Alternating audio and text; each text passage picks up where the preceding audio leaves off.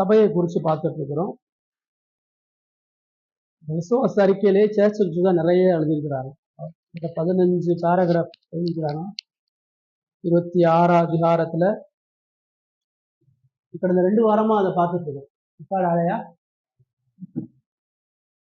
இந்த 2 வாரமா பார்த்துட்டு இருக்கிறோம். முதல்ல சபை அது கட்டடம் கிடையாது, அது விசுவாசிகளுடைய கூட்டம், அது ஆவிக்குரியது, அது உலகளாவிய சபைன்னு சொல்லிட்டாங்க. இரண்டாவது சபை சுவிசேஷத்துக்காக தான் இணைக்கப்படுகிறது, சுவிசேஷத்தினாலதான் கட்டப்படுகிறது. கிறிஸ்து தனது சுவிசேஷத்தினால சபையை கட்டுகிறார்கள். மூணாவது, சபை பூரணமானது சபை கிடையாது, சபை குறைவுகளோடும் பலவீனங்களோடும் கட்டப்படுகிறது. முடிவு பரியந்தம் இயேசு தன்னுடைய சபையை கட்டுறார். சபையினுடைய தலைவர் நாலாவதா பார்க்கும்போது இயேசு தான் சபையினுடைய தலைவராக இருந்து சபையை நடத்தி முடிக்கிறார்ன்றதை பார்த்தா எந்த மனிதனும் சபைக்கு தலைவர் கிடையாது. அஞ்சாவது பார்க்கும்பொழுது தனது உபதேசத்தினாலையும் பிரசங்கத்தின் மூலமாக தான் ஆத்துமாக்களை கடவுள் சபைக்கு கொண்டு வரார். மனித தீர்மானம், மனித முயற்சியும் கிடையாதுன்றதை பார்க்கணும். கடந்த வாரம் 6ல இருந்து நம்ம கற்று பார்க்கும் பொழுது சபையில அங்கமாக இணைக்கப்படுகிறவர்கள் அவர்கள் சுவிசேஷத்துக்கு அர்ப்பணிக்கப்படுகிறார்கள். அவங்களுடைய விசுவாசம் சாட்சியா இருக்கணும், அவங்களுடைய அழைப்பு வேதபூர்வமானதாக இருக்கும்ன்றதை கவனிக்கணும். 7வது பேராகிராஃப்ல அந்த சபை என்பது ஆராதிப்பதற்கும் ஒழுங்குமுறை, அப்புறம் சபையை கட்டுவதற்கான ஊழியத்தை செய்வதற்கான அதிகாரத்தை கொண்டிருக்கிறது. சபைக்கும் சில ரூல்ஸ் இருக்குது, சில ஒழுங்கு கட்டமைப்பு இருக்குது, இந்த கடவுள் தன் சபைக்கு கொடுக்குறார். 8ல பார்க்கும் பொழுது அந்த சபையில கடவுள் விசுவாசிகளையும் மூப்பர்களையும் ஏற்படுத்துறார். சபையில் அங்கத்தோழர்கள் வேற, பணியாளர்கள் வேற. இயேசுடைய சைரியத்தில் இருக்கிறவங்க வேற, இயேசுக்காக அழைக்கப்பட்டு அவருடைய ராஜ்யத்தின் பால் நியமிக்கப்படுகிற மூப்பர்கள் வேற. 9 அந்த வரங்கள் கொண்டவர்கள் திருச்சபையினுடைய மூப்பர்களாக நியமிக்கப்படுவதற்கான ரூல்ஸ் என்னன்றதை நம்ம கவனிக்கிறோம். எப்படி ஒரு சபை ஒரு போதகனை தயார் பண்றது, எப்படி போதகனை நியமிக்கிறது, போதகனுடைய பணி என்னன்றதை 9ல பார்க்கிறோம். 10 பார்க்கும் பொழுது அந்த போதக பணியில என்னென்னலாம் இருக்குது, இதுல போதிக்கிறது, ஜெபிக்கிறது, ஆத்துமாக்கள் மேல கரிசனையாக இருக்கிறது, சபை போதகர்களுக்கு உதவணும், போதகரை தாங்கணும், போதகருடைய தேவையை சந்திக்கின்றத 10 வரைக்கும் நம்ம பார்த்து முடிச்சுக்கிறோம். இன்னைக்கு 11ல இருந்து 15 வரைக்கும் நம்ம சிந்திக்கிறது 11வது அத்தியாயம் 67வது பக்கத்தில். தொடர்ந்து ஊக்கத்துடன் வேதத்தை பிரசங்கிப்பது மூப்பர்கள் அல்லது போதகர்களின் கடமையாயினும் அது அவர்களுக்கு மட்டுமே முழுமையாக உரித்தான பணி என்று கருதப்படக்கூடாது. ஏனெனில் பரிசுத்த ஆவியானவர் தகுந்த வரங்களை கொடுத்து ஏனையோரையும் அத்தகைய ஊழியத்திற்கு தகுதியாக்கலாம். இப்போ இந்த ஃபர்ஸ்ட் 2 பேராகிராஃப் 11, 12 நமக்கு என்ன சொல்லுவோம்? போதகருக்குரியதான் அது பிரசங்கிப்பது. நம்ம என்ன செய்யணும்னா நம்ம ஜெபம் பண்ணணும் அவங்களுக்காக. அவங்க மட்டும் தானே செய்யறாங்க, அவங்க மட்டும் தானே பாக்குறாங்க சபைய அப்படின்னு நம்ம நினைக்க கூடாது. நம்மளும் இணைந்து ஜெபம் பண்ணணும் அவங்களுக்காக. நம்ம போய் அங்க பிரசங்கிக்க முடியாது. அவங்க செய்யற அந்த ஊழியத்துக்கு நம்ம உறுதுணையா இருந்து ஜெபம் பண்ணணும், கடவுள்கிட்ட உண்மையா ஜெபம் பண்ணணும். அது என்ன சொன்னா சுவிசேஷ பணியை செய்யணும். சபையில சுவிசேஷ பணியை எல்லாரும் செய்யணும்னு சொல்லுவாங்க. பிரசங்கம் நான் சொல்லுவேன், கடவுளுடைய வார்த்தையை மக்களுக்கு பகிர்ந்து கொடுப்பதில் ஆலோசனை கொடுப்பதை சபையில எல்லாரும் செய்யணும் அப்படின்னு நான் சொல்லுவேன். இன்னொன்னு அது என்ன சொல்லுதுன்னா, சபை தன்மை கொண்ட தலைவர்களை கொண்டிருக்காங்கிறதா சொல்லுவாங்க. ஒரு சர்ச்சுக்கு ஒருத்தர் மட்டுமே இருக்கிறாங்க, ஒருத்தருடைய அதிகாரத்துக்கு கீழே, ஒருத்தருடைய தலைமைத்துவத்துக்கு கீழே இல்லாம ஒரு சபையில 3, 4 அந்த சபையினுடைய எண்ணிக்கையை பொறுத்து போதகர்கள் அவசியம். இப்போ நம்ம விசுவாசியா போதகரா கூடி வந்தாலும் ப்ராப்பரா வேதபூர்வமான சபையா இன்னும் நம்ம கட்டமைக்கப்படணும். போதகரும் மூப்பரும் மக்கள் இருந்தா மட்டும்தான் அது சபையாக வேலை செய்யும். அதனாலதான் பவுல் எங்கெங்கெல்லாம் மக்கள் அனுப்புறாரோ அங்கெங்கெல்லாம் நீங்க சபையில உதவிக்காரரையும் மூப்பரையும் சபைக்கு ஏற்படுத்து. இன்னைக்கு எவ்வளவு பெரிய சர்ச்சுன்னு பார்த்தீங்கன்னா நிறைய சபை இண்டிவிஜுவலா தான் இருக்கும். சபைக்கு 1000 பேர் போனாலும் 2000 பேர் போனாலும் ஒருத்தருடைய கண்ட்ரோல்ல தான் இருக்கும். அது ஆபத்தானது. அது ஒரு விக்கிரக ஆராதனையா, மனிதனையும் முன்னிலைப்படுத்துகிறதாக இருக்கு. 4-5 பேரா இருக்கும்பொழுது ஒருத்தர் தப்பு பண்ணாலும் இன்னொருத்தர் கண்டிக்கலாம், சரி செய்யலாம், ஒருத்தர் உதவி செஞ்சுக்கலாம், சீர்படுத்திக்கலாம். பன்மை தன்மைக்குள்ள தலைமைத்துவம் தான் சபைக்கு அவசியம். அதான் முதல் பேராகிராஃப் சொல்லுது.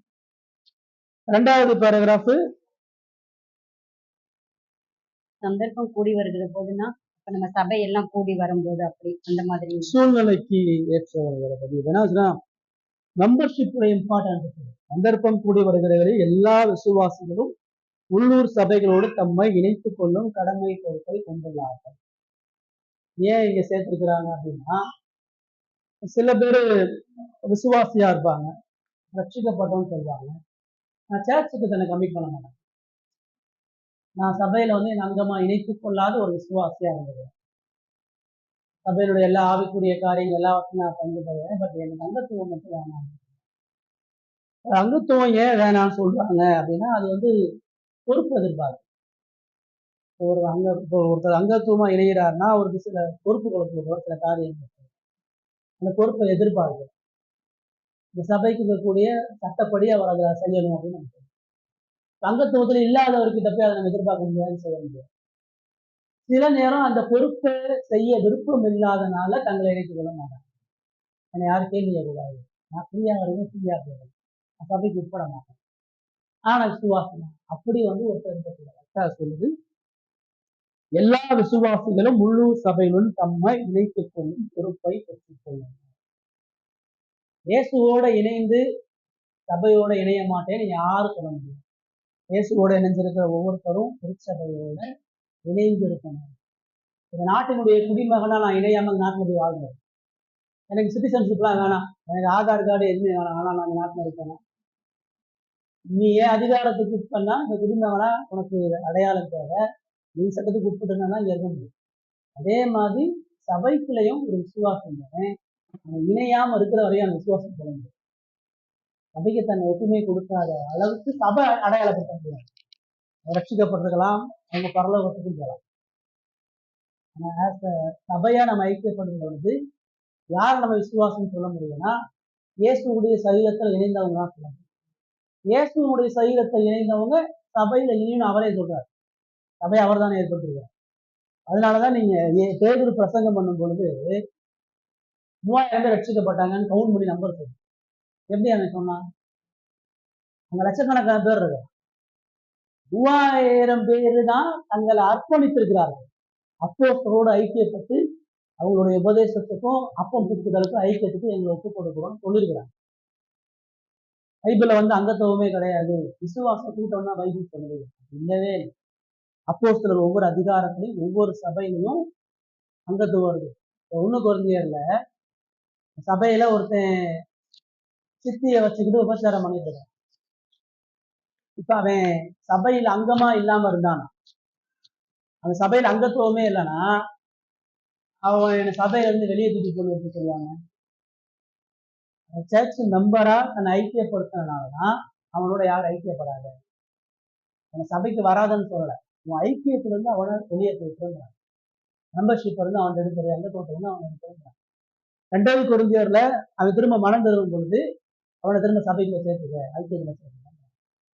சபையில ஆதி சபையில அங்கத்துவம்ன்றது இருக்குது. அதனால விசுவாசிகளுடைய பேரை சொல்லுது. எப்பாத்திராக்கினா, முனேஸ்வரனா, ஆக்கிலா கிறிஸ்துலா இருந்தாலும் எப்படி சொல்றாங்க? பொதுவா எல்லாருமே விசுவாசியா இருந்தாங்கன்னு சொன்னா குறிப்பிட்ட பேருக்கு அவன் எப்படி பணியை கொடுப்பான். ஆதி சபையும் வேதமும் என்னத்தை சொல்லியிருக்கிறது அப்படின்னு சொன்னா, சபைன்னு இருந்தா அதுல தலைவர்கள் இருப்பாங்க, அங்கத்துவர்கள் இருப்பாங்க. மெம்பர்ஷிப்பினுடைய அவசியத்தை பொறுப்போட அவர்கள் செய்ய வேண்டும். அப்படி அங்கத்துவத்துல இணையும் பொழுது திருச்சபையினுடைய ஒழுங்கு நடவடிக்கைக்கும் திருச்சபையினுடைய கட்டளைகளுக்கும், அரசாங்கன்றப்ப காமன் அரசாங்கத்தை சொல்லலாம், சபை எப்படி நிர்வகிக்கப்படும் கடவுள் அந்த ரூல்ஸுக்கு அவங்க ஒப்பு கொடுத்து இருக்கணுன்றதுக்காக சொல்லப்படுது. தெசலோனிக்கேயர்ல அதான் அவர் திரும்ப சொல்றார். 13வது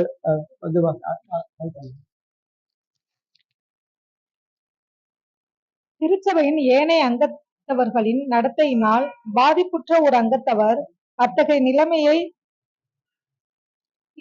தீர்க்கும் முகமாக வேதத்தில் காணப்படும் போதனைகளின்படி நடந்த பின் சபையின் சமாதானத்தை குழப்பாமலும் மற்ற அங்கத்தவர்களால் பாதிக்கப்பட்ட காரணத்தினால் சபை கூட்டங்களில் கலந்து கொள்ளாமல் கலந்து கொள்ளாமல் கொள்ளாமல் இருக்காமலும் இருக்காமலும் திரு நியம அனுசரிப்பு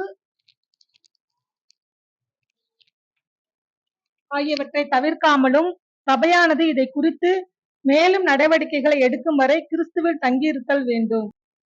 13வது paragraph என்ன சொல்லுங்க? அதேல ஏதாவது ஒருத்தவங்கனால அவங்கள பாதிக்கப்பட்டிருந்தா அதுக்காக சபைக்கு வராமலும் கொண்டு வராமலும் இருக்கக்கூடாதுன்னு சொல்றாங்க. அவங்க அதனால அவங்க சமாதானத்தை கெடுக்கக்கூடாது. அவங்க அப்படி சொல்லிட்டாங்கன்னு சொல்லிட்டு அவங்கள எந்த காரணத்தினால அவங்க அப்படி பாதிக்கப்பட்டாங்களோ அதை பத்தி மற்றவங்களுக்கு கூட சொல்லாம அமைதியா இருக்கலாம். மெம்பர்ஸ்குள்ள நடக்கக்கூடிய பிரச்சனை. இப்போ நம்ம வேற வேற பின்னணியில, வேற வேற கலாச்சாரத்துல, வேற வேற பழக்கவழக்கத்துல கலந்தா ஒரு சபைக்குள்ள வரும். இந்த சபைக்குள்ள வரும் பொழுது நம்ம இயேசுவா ரட்சிக்கப்பட்டு மன்னிக்கப்பட்டாலும் ஒவ்வொருத்தவங்களுடைய பரிசுத்த வாழ்க்கையினுடைய வளர்ச்சி மாறுபடும். எல்லாரும் முதிர்ச்சியா இருக்க மாட்டாங்க. எல்லாருக்கும் எல்லா விதமான சத்தியமும் தெரியாது. எல்லாரும் எல்லா விதமான பழக்கத்திலையும் ஈஸியா மாறிட மாட்டாங்க. ஒவ்வொரு மக்களுக்கும் சில பலம் இருக்கும், சில பலவீனம் இருக்கும், சில குறைகள் இருக்கும்.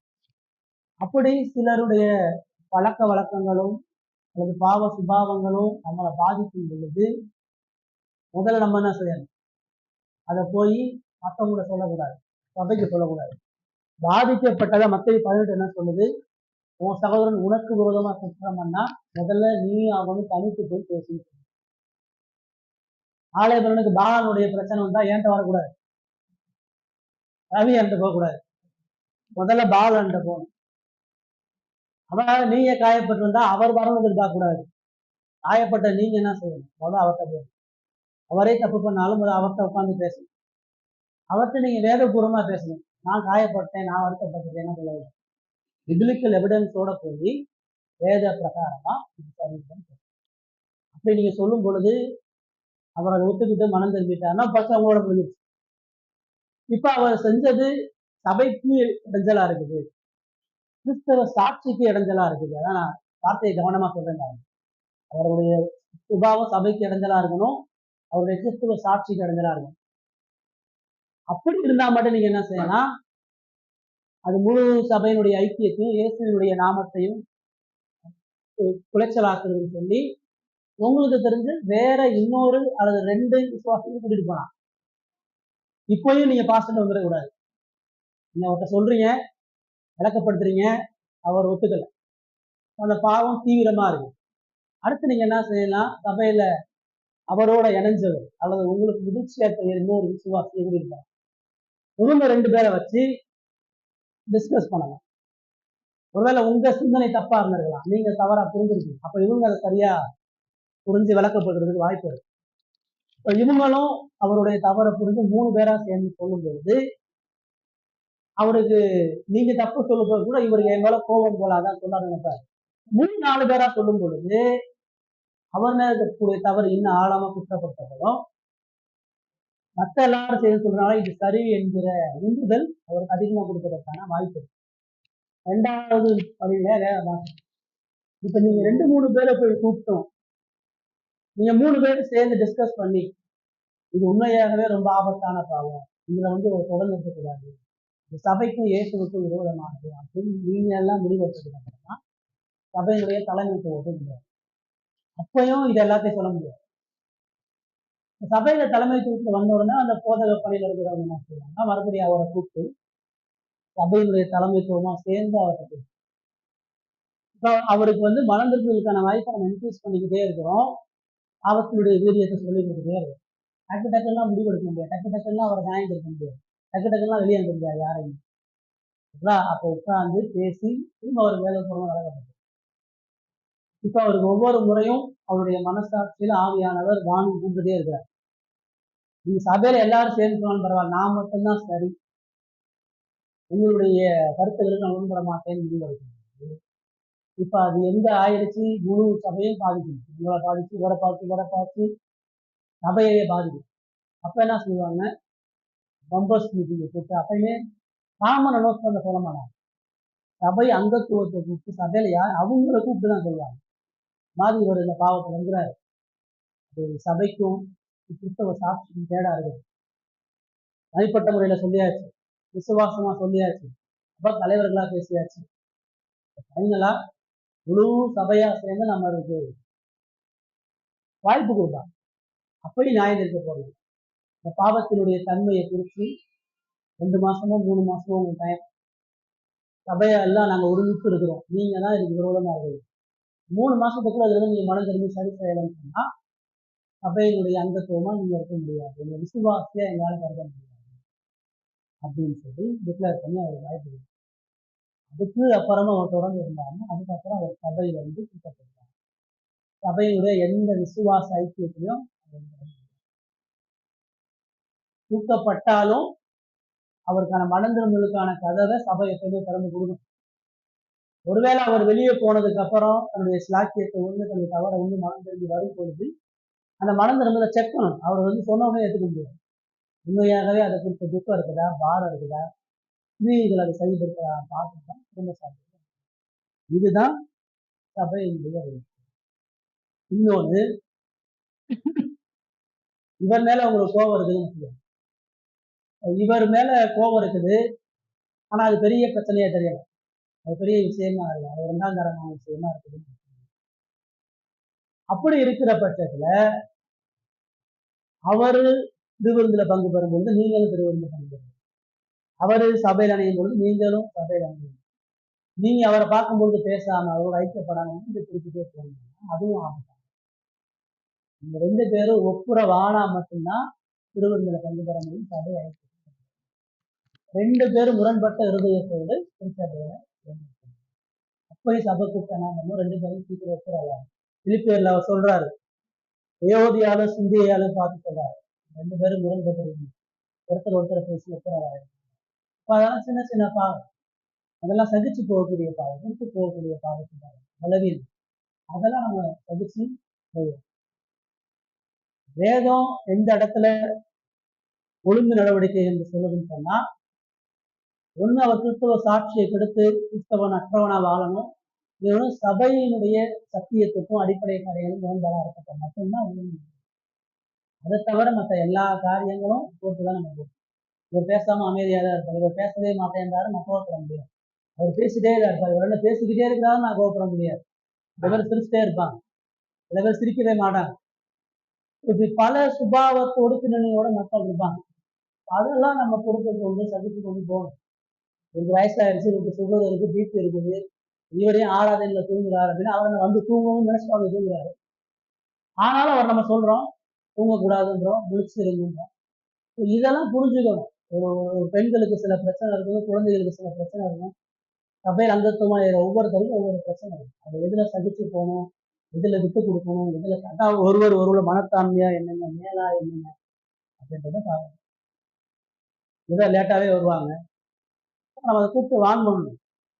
ரெகுலரா வரும்போதுதான் பாரதூரமா எடுத்து நம்ம கண்டிக்கணும். அது வரைக்கும் மனதிரும்பலுக்கான வாய்ப்பு.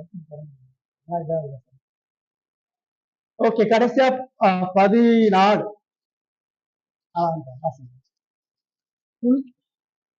உள்ளூர் சபைகளை சார்ந்த அங்கத்துவர்கள் அனைவரும் எல்லா இடங்களிலும் உள்ள எல்லா சபைகளின் நன்மைக்காகவும் வளர்ச்சிக்காகவும் ஜெபம் செய்ய கடமைப்பட்டிருப்பதோடு எல்லா சமயங்களிலும் தம்மிடம் வரும் எல்லா விசுவாசிகளுக்கும் தங்களுக்கு விதிக்கப்பட்டுள்ள வரம்புகளுக்குட்பட்டு தங்களுடைய வரங்களாலும் கிருபைகளாலும் உதவ வேண்டும். 14வது பாராகிராஃப் என்ன பார்க்கிறோம். யாருக்கு உதவி செய்யணும் சொல்லுங்க, நீங்க பாரு. எந்த விசுவாசிகள், எந்த சபையின் விசுவாசி? எல்லா சபைக்கும். இதனுடைய பாயிண்ட் என்ன பாத்தீங்கன்னா, உள்ளூர் சபைகளை சார்ந்த அங்கத்துவர்கள் அனைவரும் எல்லா இடங்களிலும் உள்ள எல்லா சபைகளின் நன்மைக்காக வளர்ச்சிக்காக ஜெபம் பண்ணி உதவி செய்யும். Main point.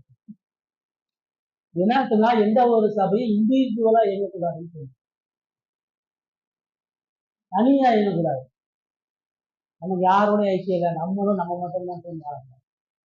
ஏன்னா கடவுள் உலகளாவிய சபையை தான் கட்டுறாரு, உலகளாவிய சபையில தான் உள்ளூர் சபையை வச்சிருக்கிறார். தலையாகிய கிறிஸ்துவனுடைய சரீரமா தான் உண்மையான மெய்யான சபை இருக்கு. எல்லா சபைனா சத்தியம் இல்லாத எல்லா சபையும் சேர்த்து இன்க்ளூட் பண்ண முடியாது. இங்க கிறிஸ்துவுக்காக சத்தியத்துக்காக போராடுகிற எல்லா சபையோட சேர்ந்து ஐக்கியம். ஏன்னா இப்போ எந்த சபையுமே பூரணமான சபை இல்லை. எப்படி ஒரு ஒரு சபை பல விசுவாசிகளோடு சேர்ந்து கட்டப்படுகிறதோ, அதே போல கர்த்தருடைய ராஜ்யம் பல சபைகளோடு சேர்ந்து கட்டப்படுகிறது. இந்த சபையில எல்லாரும் சேர்ந்தாதான் இந்த சபை வளரும். உலகத்துல இருக்கிற சத்தியம் போதிக்கிற எல்லாரும் சேர்ந்தாதான் தேசமா நம்ம சபையை கொண்டு போகணும். அதனாலதான் ஐக்கிய சபைகள் அவசியமாக இருக்கிறது. நமக்கு எல்லாமே தெரியாம எல்லாமே பர்ஃபெக்ட், நமக்கு இன்னொரு சபையுடைய உதவி தேவையா நம்ம சொல்ல முடியாது. பல விதங்கள்ல இன்னொரு சபைகளுடைய உதவி நமக்கு தேவைப்படும். அது பொருளாதார ரீதியா இருக்கலாம், ஆவிக்குரிய ரீதியாகவும் இருக்கலாம், திருமண ரீதியாகவும் இருக்கலாம், வேலை ரீதியாகவும் இருக்கலாம். ஏதோ ஒரு வகையில இன்னொரு சபையுடைய ஆவிக்குரிய நன்மை நமக்கு தேவைப்படுது. மற்றவர்களுக்கு நமது நன்மை தேவைப்படுது. நம்மளோட கஷ்டப்படுறவங்களுக்கு நம்ம உதவி செய்ய வேண்டிய பொறுப்பு இருக்குது. அவங்க ஆவிக்குரிய ஆலோசனை கேட்கும்போது சொல்ல வேண்டிய பொறுப்பு இருக்குது. எல்லா விசுவாசிகளோடும் நம்ம சத்தியத்தில் இருக்கக்கூடிய எல்லா விசுவாசிகளையும் ஐக்கியப்படணும், உதவி செய்யணும், வளர்க்கணும். குறுகிய மனப்பான்மையோடு இருக்கக்கூடாதுன்னா நானும் என் குடும்பம் மட்டும்தான் எப்படி வாழக்கூடாது, நானும் என் சபை மட்டும்தானே வாழக்கூடாது. நமக்கு பரந்த சிந்தை அவசியம். ரைட். வேற சபையில நிறைய ஊழியர்கள் இருப்பாங்க, மக்கள் இருக்க மாட்டாங்க. சில சபையில மக்கள் நிறைய இருப்பாங்க, ஊழியர்கள் இருக்க மாட்டாங்க. அப்ப அந்த ஊழியர்கள் உள்ள சபையில இருந்து இந்த சபைக்கு வந்து ஊழியமாக அவங்க பயிற்சி விட்டு ஞானமான அமைப்பாங்க. அதே மாதிரி பாடல் பாடுவதர், வாலிபர்கள் நடத்துவதர், சண்டே ஸ்கூல் எடுப்பதற்கு சில இடத்துல பிள்ளைங்க நிறையா இருப்பாங்க, டீச்சர்ஸ் இருக்க மாட்டாங்க. சில சபைகள் டீச்சர்ஸ் இருப்பாங்க, பிள்ளைங்க இருக்க மாட்டாங்க. சில சபையில் ஆண்கள் இருக்க மாட்டாங்க, பெண்கள் இருப்பாங்க. ஸோ இப்படி இருக்கும் பொழுது சில சபையில மணமகன் இருக்க மாட்டாங்க, மணமகள் இருக்க மாட்டாங்க. அப்படி இருக்கும் ஐக்கிய சபைகள் பெண் கொடுத்து பெண் எடுக்கிறது இது பல வகையில் நம்ம இதுவாக அதான் சொல்லி ஐக்கியம் முக்கியம், பலப்படுறது முக்கியம். அப்பதான் வளர முடியும்.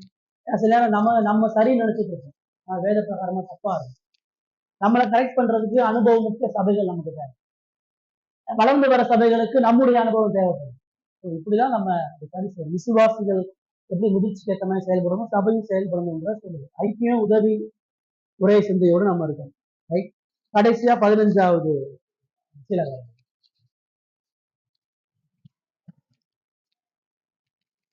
கோட்பாடு அல்லது சபை ஆட்சி அமைப்பு குறித்து பிரச்சனைகளோ அல்லது கருத்து வேறுபாடுகளோ ஏற்பட்டு அதில் தனியொரு சபையோ அல்லது பல சபைகளோ சம்பந்தப்பட்டிருந்து அவற்றின் சமாதானம், ஐக்கியம், வளர்ச்சி ஆகியவை ஆபத்தை நோக்கினாலோ அல்லது சபையின் அங்கத்துவர்கள் சத்தியத்திற்கும் சபை ஆட்சி முறைக்கும் புறம்பான சபையின் ஒழுங்கு நடவடிக்கை முறைகளால் பாதிக்கப்பட்டிருந்தாலோ ஐக்கியத்தில் வரும் பல சபைகள் இத்தகைய சந்தர்ப்பங்களில் தங்களால் தெரிவு செய்யப்பட்டவர்கள் மூலம் கருத்து வேறுபாடுள்ள விடயம் பற்றி கிறிஸ்துவின் சித்தப்படியான தங்களுடைய ஆலோசனை எல்லா சபைகளுக்கும் வழங்கலாம். இது ஐக்கிய சபைகளுடைய பிரச்சனை சொல்லுவாங்க, இன்னொரு சபை சொல்லுவாங்க. இப்போ நம்ம முன்னாடி பார்த்தோம், மற்ற சபையோட ஐக்கியம் அவசியம், ஒன்றுக்கு ஒரு உதவி செய்யணும். அப்படி இருக்கும் பொழுது பிரச்சனை வராதான பிரச்சனை வரும்.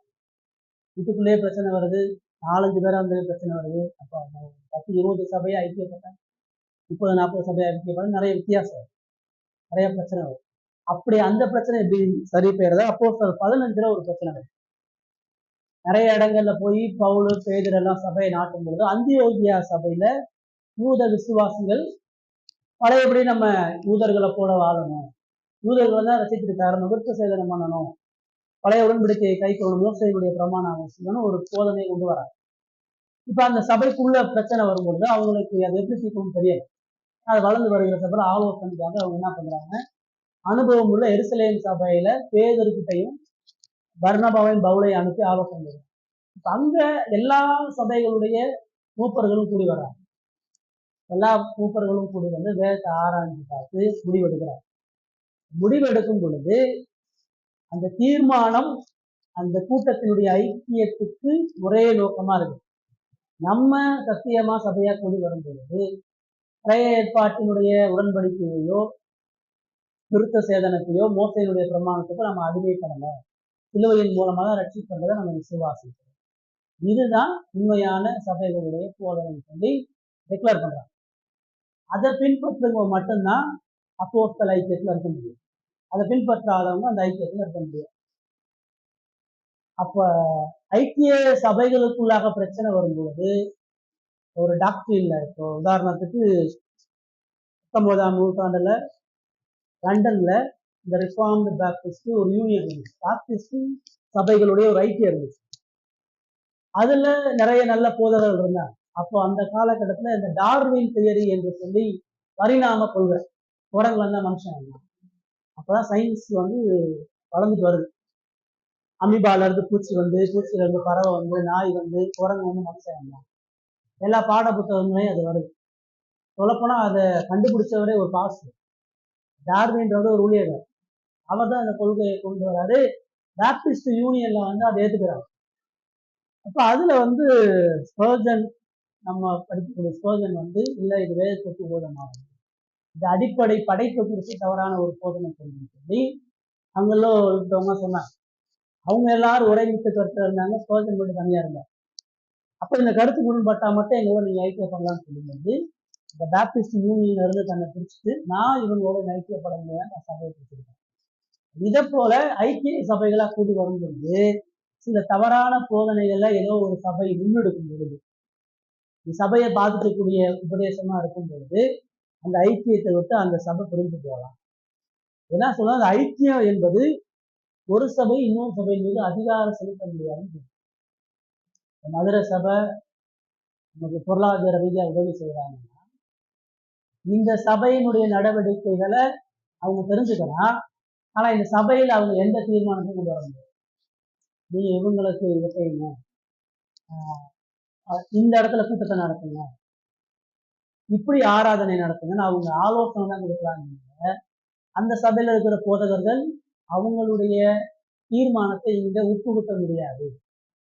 அவங்க பல உதவிகளை செஞ்சு நம்மளை பலப்படுத்தினாலும் இந்த உள்ளூர் சபையினுடைய தீர்மானங்களை நம்ம தான் முடியும். இதேதான் மற்ற சபைக்கு நமக்கு மாறும். அந்த சபையில சில தவறு நடக்கும் பொழுது நம்ம ஆலோசனை தான் கொடுக்க முடியும், தீர்மானத்தை அவங்க தான் எடுக்க முடியும்.